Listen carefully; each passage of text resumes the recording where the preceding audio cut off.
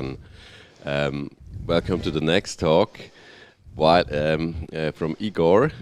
We talked long time ago. We met each other somehow, I don't know, on code, on Yammer or something, and then started to collaborate on open source things together. Great to have you here now to present us the journey on open source at the MindSphere. Thank you. So thank you, Roger. So like you said, we met, I think, over 6 years ago, where we started doing things together. And open source at MindSphere was actually one of the collaboration projects which we did with code, which we did with all the colleagues who are here in the front rows. So thanks a lot. I mean, this is my first time that I came here to the conference, so I'm very happy to be here. And I also wanted to extend my congratulations on the great work here and also on the collaboration which we had in the last years. So today I would like to talk a little bit about open source at MindSphere. Now, who am I and why am I talking about this? So my name is Igor Milovanovic. I am a principal key expert for software architecture and Siemens, currently working at Digital Industries CTO office. Before that, however, I spent over 4 years at MindSphere, our industrial IoT platform and system. And here I worked on a lot of things, including the MindSphere open source. So what are we going to talk about today? So we are going to talk a little bit about MindSphere, what MindSphere is actually as a part of the Siemens industrial IoT stack. After that, we are going to talk a little bit about theoretical background of how you build actually an ecosystem. Because one of the main reasons we started doing this is to build an ecosystem around MindSphere. And for that, I have collaborated closely also with some researchers at the University of Stuttgart, which did investigation on how to build ecosystems in this area of industrial Internet of Things and how to make sure that your platform or your systems are accepted by the customers. And I would like to present some results from there. After that, we are going to take a look at our open source journey. This open source journey was one of the typical open source journeys, because what we did is we started with the inner source. So this is something which I think Roger is going to be very, very happy about. It's something which we really started as an inner source journey and which we slowly transferred into open source journey. And if you think about when we started this, it was several years ago. It was only few people collaborating, and now we have over 40 members of the MindSphere organization, which are currently working on over 20 projects, which are all open source. After that, we are going to take a look at Siemens Industrial IoT stack and what we have there in open source. And I will spend a few words, just like the colleagues before me did, about how it is to manage open source projects, because experiences are, I think, relatively similar, but maybe one of the other things which we experienced are interesting also for you. So continuing to the MindSphere, let's talk about MindSphere and what it is.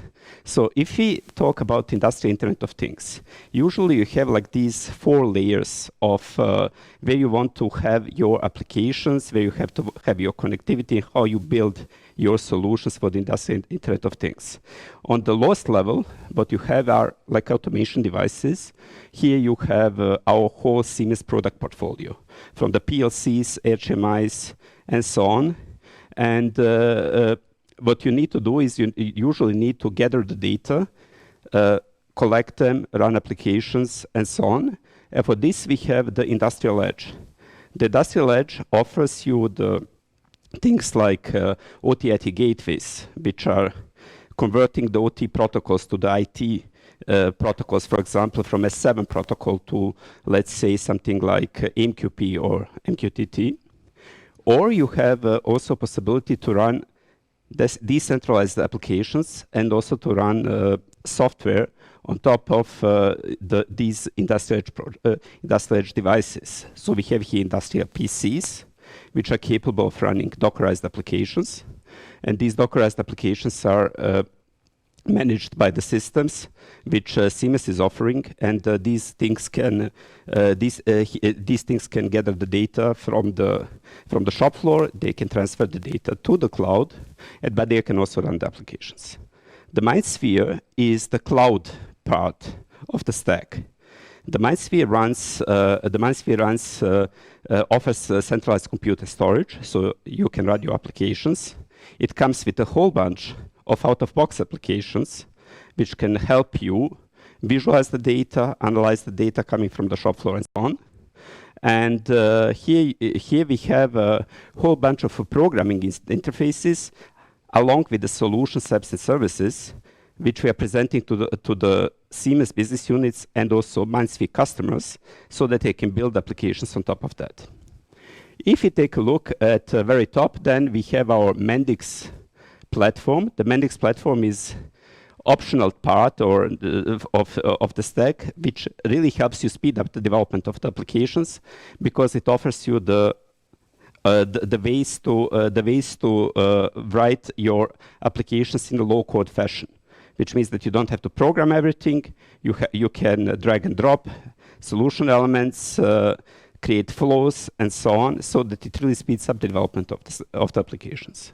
If you take a look here now, the same picture in the stack, this is where we are. There's the field control, there's the edge computing, there's a MindSphere with IoT as a service, and there's the low-code platform on top of the stack. Now we want to build ecosystem around of this, and that was our main intention why we started doing the open source development as well. And this is a slide coming from the University in Stuttgart from Dimitri Petrik and Georg Hesfum, the Professor Georg Hesfum from the University of Stuttgart. And here we have the study which was done using MindSphere as a research object. And what they did is they defined how the ecosystem is built and what are actually the things the users or the customers are using to determine the quality and of the system they are using, and also how they are determining which system they want to choose. And the term they came up with is this boundary resource. And the boundary resource is something which you are interacting on the technical level or on the social level. So for example, on the technical boundary resource, you could say, okay, something like an API is a boundary resource. Something like a development SDK is a boundary resource, and something like event, like this one, is a boundary resource. This is something which you are interacting with, and also something where you're getting information and so on, and which also forms the way you are choosing the platform, and it also forms the way you are, which also forms the way you are making your own decisions. If we take a look in this in more depth, for example, if you have something like inter-organizational level, and you are doing it within the company, usually you'll have a developer at first evaluating the platform and telling them to management and to sales, yeah, this is a great platform, let's use it. On the other side, if you have maybe on the inter-organizational level, if you have a platform, or you will perhaps have some intermediates in the decision process. So there will be some consulting company, there will be software development company, there will be which is going to evaluate these things for the others.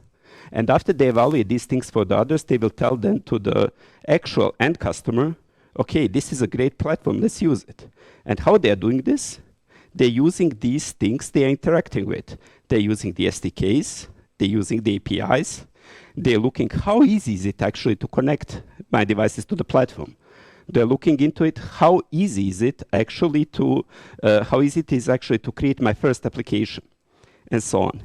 And this is why it is very important to meet to meet the developers and to meet these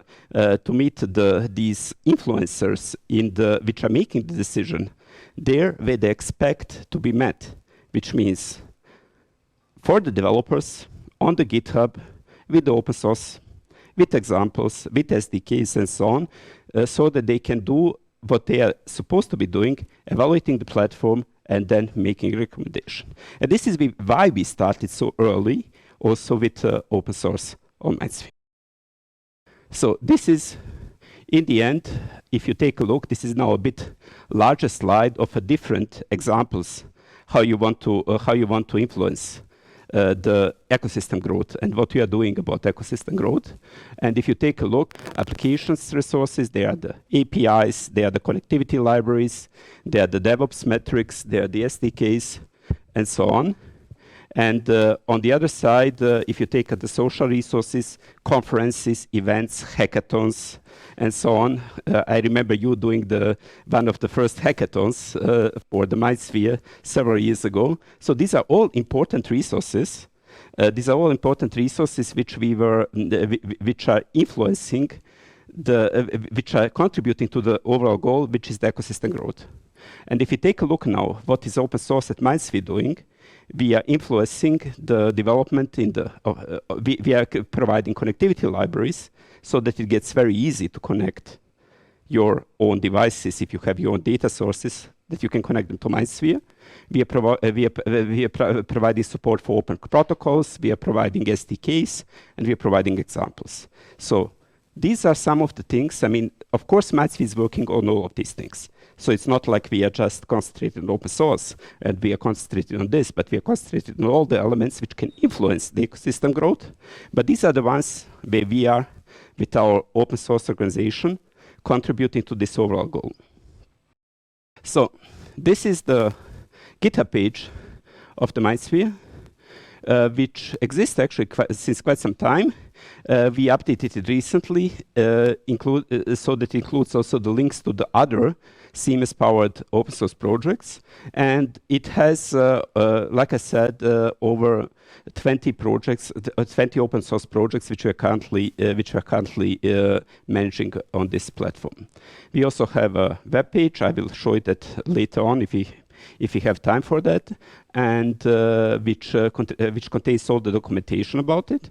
But to tell you the story how this all started, I think we have to go a bit to the past, and that's the time as we were still doing the inner source.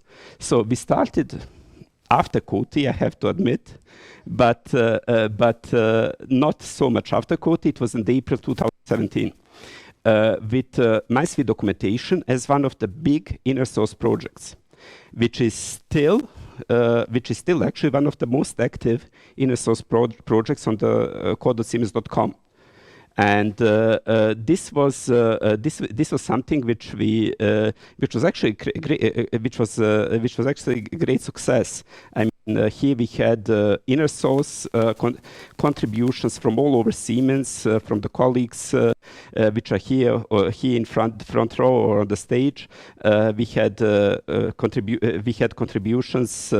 We contributed also to. We collaborated and created templates for the documentation pages, so that which are now used all over Siemens and so on. So it was something which really motivated us to explore our inner source journey. The inner source continued, so we still have over 20 inner source projects which are in the pipeline to be released to be open source projects. Of course, not all of them. Some of them are not. Some of them are small things which were contributed, and the colleagues have left the company, so that they're not maintained anymore. But some of them are really actually very active. So we are really hoping that we are going to move more of them to the open source. In May 2019, we moved the very first projects. They were actually two things: the MindSphere MyConnect, the Node.js library, which grew into be one of the largest projects on our platform, and the Node-RED node for the MindSphere, were moved in May 2019 to the GitHub. And since then, it was at that time it was Roger and me who were administrators of this organization, and we had only, I think, 3 collaborators altogether. And now in the May 2022, we have 31 members who are actively working open source projects within the organization. We have 9 outside collaborators. We have 20 public repositories. And interesting is that we are really getting also contributions from outside. So we got contributions from outside contributors, from people who were interested in MindSphere. We got some things were, of course, small bug fixes, but we also have like a significant part, for example, of contributions coming from a colleague or somebody who is now a colleague of ours, but who was at that time working at the university and who really liked what we were doing and thought, yeah, he's going to contribute and help. So he helped really a lot with some of the projects. So all of these things, the experience was really there, starting essentially as a small project. Now we are there where we also get contributions from people who are actually not really connected to platform directly in any fashion. So this is the very first one. This is the MindConnect node red node. So this was released a long time ago, so it has actually quite a lot of history. The node red is a system which you can use to gather the data from different sources and create flows. And one of the advantages of that is the IoT scenarios. So what you can do is you can grab the data from you can use the nodes which connect to your data source. Then you can transform the data in a flow, and then you can upload it to the cloud. And what we released as a very first contribution was the MindConnect node red agent. And this is something which is currently in the version 3.12.1. So we had quite a lot of releases over the time. I would say like 2 to 3 releases a year. And it runs on Siemens devices. It runs on the third-party devices. It runs in Docker containers. And it runs essentially everywhere where Node-RED runs. So it has a whole bunch of capabilities. And we are hosting also example page where you can see, which I'm going to show shortly, where you can see the examples, for example, how to connect different data sources to MindSphere, how to connect MQTT data sources, OPC data sources, and so on. And this is something which the customers and users of MindSphere have really appreciated over time. And the web page itself, the demo page itself, is currently hosted on Kubernetes cluster, and the description of this Kubernetes cluster is also open source. So this is the actual meat behind this library. This is actually the project which started it all. It started as a connectivity library, but at the moment it is actually serving as multi-purposes. So it is JavaScript, TypeScript connectivity library. It is TypeScript SDK. MindSphere has over 30 public APIs, which you can use to do all different things. For example, you can do agent management so that you can manage your connections. You can do asset management. You can manage your industrial data, time series management, and so on. All of these things are built in the MindConnect Node.js library. We have a command line interface for everything which you can do with the MindSphere. You can do off the command line, and you also have a development proxy. And here you can also see that if you go to the GitHub, here we at version 3.19.0. Here we had like 4 or 5 releases per year. And what we are doing is so currently we are actually in the maintenance stage because the SDK was written. So we have support now for all the APIs MindSphere has. So there is no big development anymore, but what we are doing is we still continuously bug fix, improve, and so on the things. And this is also something which is similar to the presentation before. It was written in TypeScript. It is running, the library itself and the SDK are running in Node.js, but also in the browser. And we also have, we are also building it. It has also command line interface. We can build it as a command line interface so that you can use the MindSphere also from the command line directly. So this was one of the things which followed. After we released the Node-RED node and we released the TypeScript JavaScript library for the MindSphere APIs, the colleagues which were working on a product called MCL, Mind Connect Library, which is written in C, which is cross-platform library, which you can put on, for example, embedded device, something which it doesn't necessarily have a hard drive, and still connect it to the MindSphere and send the data in. They decided that they want to change their delivery method. And the delivery method until there was a download. So you had to go to the Siemens webpage, you had to register, you had to download it, and so on, which was kind of complicated or unusual for the people who are who have never used Siemens platforms before. So that we after we moved the library to the GitHub, the use, I think, has increased quite significantly. We started getting feedback. We even had bug fixes, proposals, what to do, and so on. So this is actually a very nice success story because it showcases how you can improve the reception of your existing software by bringing it to the developers where they expect it. Because with moving the MindConnect library to GitHub and giving access to developers without complicated downloads and so on, and having also the opportunity to provide feedback, create issues, go into the issue tracker and say, okay, this might be built better if you do it like this or like that. We have increased the usage quite significantly. So this is something which I really have to say, okay, this was the beginning of the growth phase, because first we had like two projects which were online, the Node-RED and the TypeScript, and after the MindConnect library came to GitHub, the grow. And with that, we are now at these 20 projects I was talking about. Then we have a whole bunch of examples.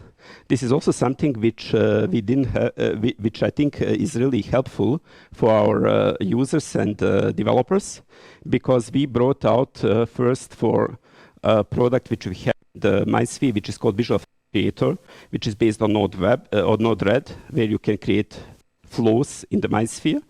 What we did is then we said, okay, let's put examples for the people so they can test it out.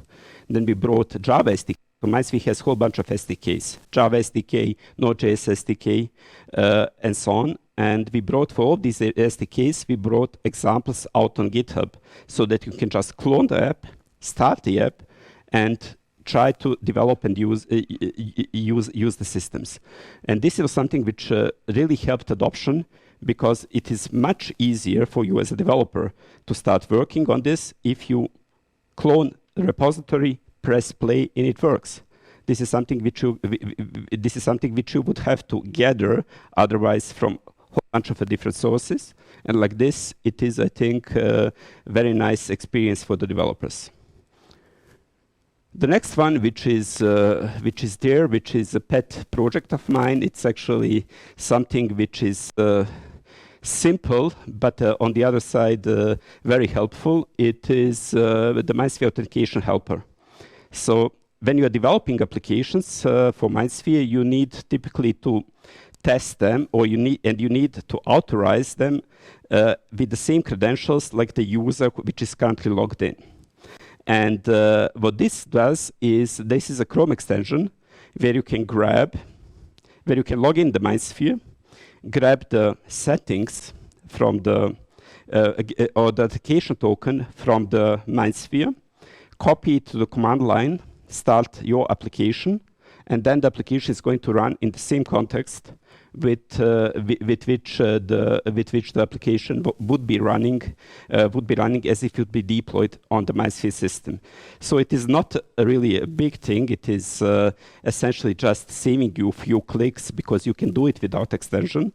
But with extension, this is something which which is essentially just a click, copy, paste. The application is running, and which really speeds up your development environment. This is published. This is published also on. This is something which is also published on the Chrome store.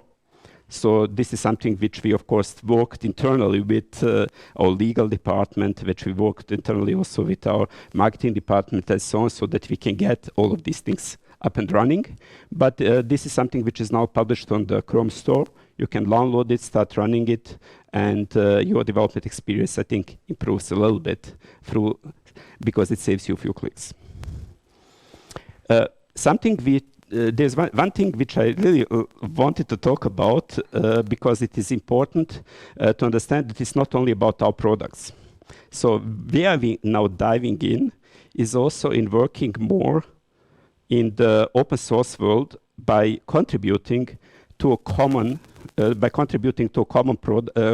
developments, and one of these is work on the Eclipse dataspace connector. So Eclipse dataspace connector is something which Catenax network, which is association of automotive companies, and they decided to standardize the way they want to exchange the data along the supply chain. So, for example, if you have an automotive company which is getting the data from their suppliers, there's going to be a standardized way how this data is transferred from the supplier to the next supplier, and from that supplier to the automotive company. And for that, the project Catenax was created, which is sponsored by the German government.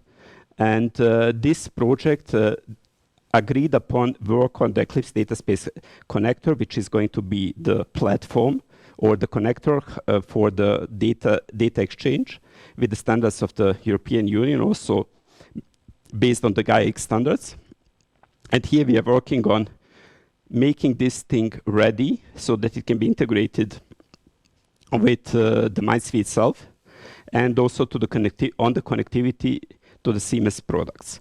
And because this is an open source thing, it was natural for us as well to do this also on the MindSphere open source GitHub.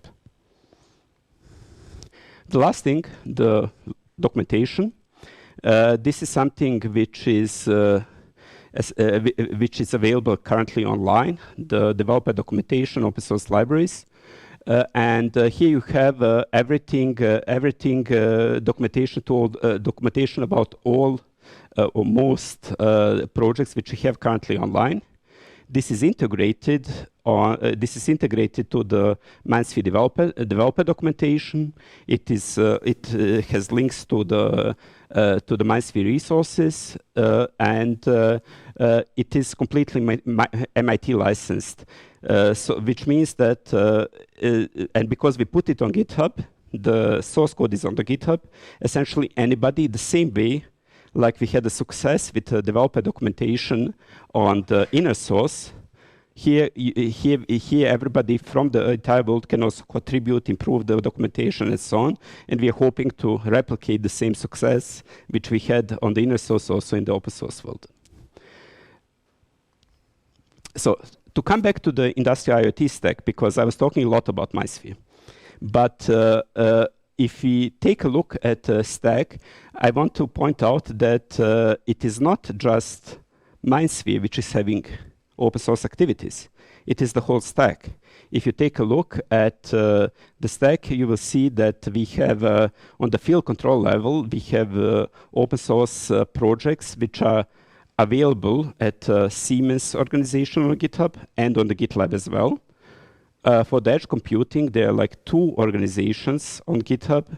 the Industrial Edge, the Semantic meets Linux, which are providing the same things about, which are providing the same things like MindSphere is doing, the SDKs and the libraries and the examples how to use these resources. We have github.com/MindSphere, and we also have github.com/Mendix with a whole bunch of examples how to use the Mendix low-code platform for the work on the MindSphere itself. So the question is how to manage all of this. I mean, if you take a look at my GitHub account, when I log in, I also have really a lot of dependable alerts. What I usually do is I am ignoring them for a month, and then when there are a lot of them, then we make an update, bump all the dependencies, and so on. And to come back to the how to handle these things, you really need regression tests. You really need regression tests. So the SDK has over 450 unit tests, which is testing all the API calls of the MindSphere, and these things are part of the build system. And so once we bump all the dependencies, then the automatic build on the GitHub action starts running, and it is a prerequisite for merging. So you cannot merge a change if all of these tests are not running. So you are, of course, not 100% certain that you are not going to get breaking change through dependency of the dependency of the dependency. However, you can be reasonably certain that at least the things you are testing is still working after the version bump. So I'm usually doing it once per release. This update, because doing it more often would kind of be very annoying. So we are doing this, or I'm doing this actually every 3 to 4 months when we do the release, update all the dependencies, make sure everything works, test a little bit, and then do the release. So what is also really important is, and this is also something which we introduced also as we were still discussing within Siemens how to do open source, is we introduced license checking of the dependencies into build process, which means that for the libraries which are based on the dependencies, we have automated step which checks if the licenses of the dependencies have changed. And we have a set of dependencies and a set of typical licenses which we are checking. And if they are, and if the dependencies are in this set, then everything is fine. But if somebody would, for example, decide to go to GPL2 suddenly from MIT, and because GPL2 is not in the set of the licenses which we actually want to have in the dependencies, then we would get a build error, so that we would notice quite fast that something has changed, and so that it can be relatively certain that our dependencies are sound from the legal perspective.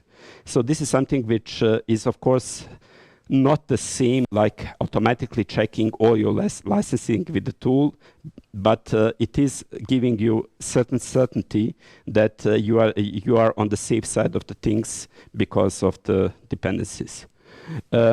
We have automated security checks in the build process, so we are letting bots do this for us, and the bots are annoying us like everybody else, but we are doing this as well. And we're also working here a lot with the community. So I'm not doing that much anymore. I mean, since there are 40 people now on this, I'm spending maybe I would say 3 to 4 days a month, maybe coding a little bit, preparing a release, doing some updates, merging stuff, answering the questions on the community and so on. And the reason why I can do my job and still handle these things is because a lot of things are automated. So, for example, the publishing of a new version, you might have seen that on the open source page, which we see here, you see that you can here download from the CLI library, you can download the Linux version, you can download the Mac OS version, you can download the Windows version of the CLI and so on. All of this stuff, including publishing to the page, is completely automated. I just have to create a new release on the GitHub, and then the stuff starts working, automation starts working, everything kicks in, and the publishing is working. So what I can really recommend to everybody who doesn't want to spend time on managing your open source projects, automate stuff. Let bots do that for you. Let automation do this for you, because investing a little bit into automation will save you a lot of time in the long run, because then you don't have to you don't have to do stuff manually. And this is why, even though my GitHub looks like it looks like, I still can have nice days, nice evenings in the garden without having to take care of all of these issues. So this is it from my side. We have 5 more minutes, so I will just quickly demonstrate. I'll just quickly go to the pages so that you see that once live, and after that I think we can take the questions. So, is it not on the? No. It is still on the extend. Now it's on duplicate. Excellent. So this is so a few things which I just want to show quickly. So this is the example page for this Node-RED. Node, which we are managing since over 3 years, and it has a lot of examples how to do things, how to connect to MindSphere, and so on. Interesting part about this node is that if you go to YouTube, you will see a lot of videos how to set up this MindConnect node in different languages. So there is Portuguese, there is Thai, for example, and so on. And the funny part about it is that I don't know who these people are. So what happened is the community picked up the slack, because I did one, so I did a video in English about this, but then community picked up the slack and provided a lot of videos on YouTube, for example, for the setting up the infrastructure without me even knowing who they are. My assumption is that these are the colleagues of which are working at Siemens, but I didn't have any contact. I just found these things out. So this is something which I'm actually really proud of, that the growth is and the usage and the adoption is so high that you don't know anymore who is using your stuff or not, but you have a community growing around it. So this is, like I said, this is this web page where we have everything. This is the GitHub. Usually I am using the dark mode, but I realized that on the presentation it is better to use the light mode of the GitHub. So this is our organization, opensource.mindsphere.io. And here you see that we have also the links to all the other products in the IoT stack. So if you click on the buttons, you will see that we have Industrial Edge, Mendix, Siemens, MindSphere, IoT 2050, and so on. And here are all of our projects. These are the libraries which are pinned, the Node-RED, Authentication helper, the stuff which I showed you. But if you scroll a bit more, then you will see the work on this data space connector which we are having, which is currently quite active. This is the Kubernetes cluster we are running. So we have, like I said, 20 projects working, which are currently available here. Last thing, if you go to GitHub Siemens,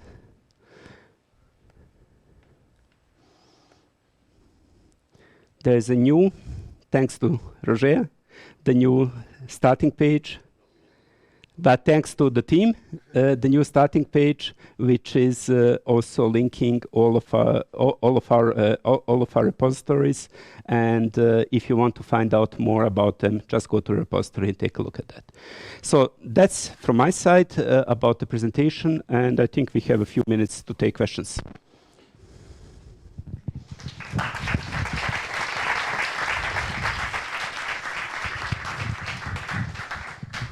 I have already one question here from the chat.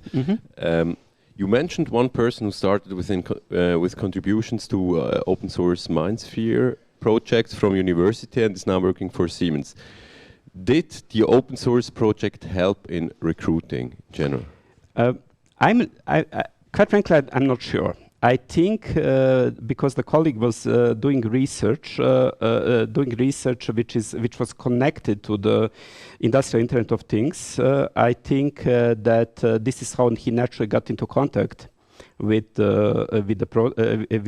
open source projects. So I think it did help for sure in recruiting him. He was, like I said, very helpful. He did a lot of things. I'm very happy that he helped out. And probably, I would say probably yes, it did also help recruiting the colleague to Siemens after his work on the project. Yes. We have a question. We have one question here. So you mentioned that some of the components are licensed under this MindSphere developer license. What's the reason for that? Because using a non-FOSS license makes it very hard to integrate that in other projects. So this is something which was done for historical reasons. MindSphere started with MindSphere development license, which is very similar actually to the MIT license. Yeah, but this doesn't count. I mean, it has to be identical. Yeah, I know. So we do have two types of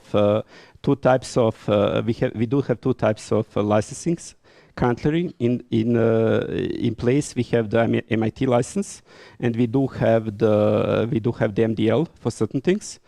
The difference is not that big with MDL. However, you can call support and ask support about the problems ask support about the problems in that. So it is more like a product type of a thing, because then you get first level support. You can call somebody and tell them this thing doesn't compile. What should I do? And with the stuff which is MIT licensed, I'm doing best I can. We have a lot of help also in the forum if there's something doing there, but we are not providing first level support for the things which is MIT licensed. So it's also a thing which is kind of making a distinction between the things which are fully supported. So if it's MDL, then you get the full support. You get somebody to call if you are a MindSphere customer and so on, and you will get support for it. But if you are at MIT, I will probably help you if you ask a question in a forum. Please do not email me like everybody else said that. But there is a community which is working on the support then, and that's essentially the main reason. Any more questions? There's another question. Any idea if MindSphere would release the supported SDKs to also be open source as well? The Java SDK. The question is about Java SDK. I think so. So, like I said, I'm not at MindSphere anymore, so I cannot say no for sure.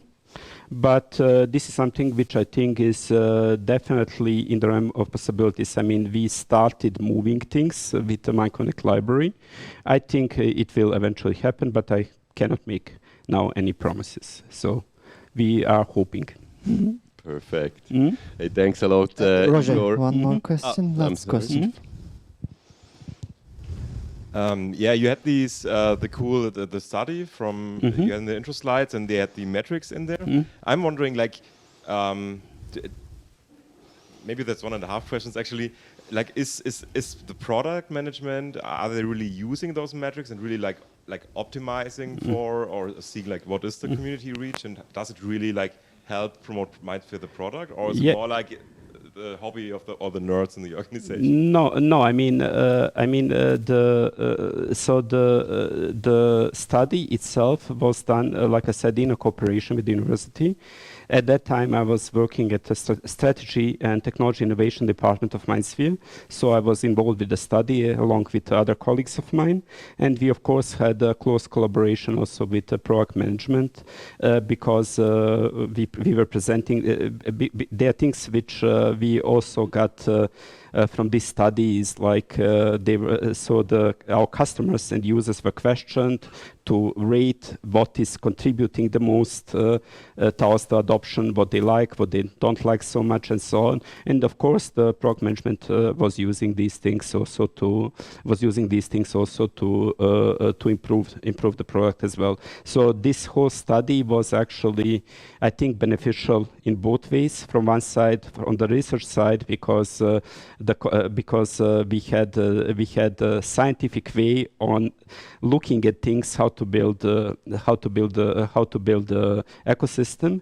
But on the other side, you get your direct benefit because you get the results from your customers, which they talked with university, not with us. So I think the bias was perhaps not there in their answers as it would be if they would be talking directly to Siemens. So it helped a lot, yes. Thanks a lot, Igor, for the insights and for pushing the topic open source also within MindSphere. And great to have you here.